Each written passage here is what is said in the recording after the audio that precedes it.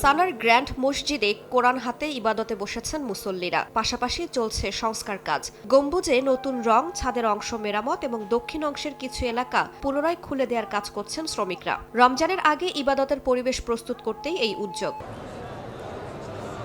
ধর্মীয় পণ্ডিত আব্দুর রাজ্জাক আল রুকাইহি জানান, ইয়েমেনিরা রমজানকে গ্রহণ করেন উন্মুক্ত হৃদয় ও আধ্যাত্মিক প্রস্তুতির মাধ্যমে। অনেকে শাবান মাস থেকেই নফল রোজা শুরু করেন, যাতে রমজানের রোজার জন্য শরীর ও মন প্রস্তুত থাকে।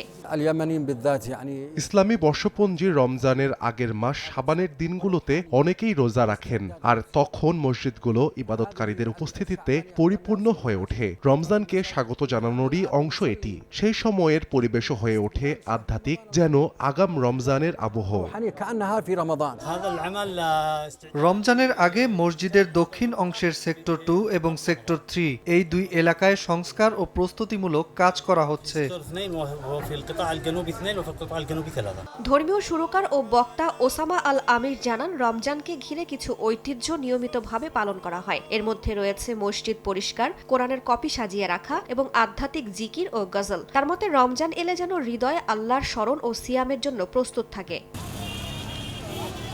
ইসলামী ক্যালেন্ডারের নবম ও সর্বাধিক পবিত্র মাস রমজান ইসলামের 5 স্তম্ভের একটি। এই মাসে সুবহে সাদিক থেকে সূর্যাস্ত পর্যন্ত খাদ্য ও পানীয় থেকে বিরত থাকেন রোজাদাররা। আত্মসংযম ও ইবাদতের মধ্য দিয়ে পালন করেন পবিত্র সময়।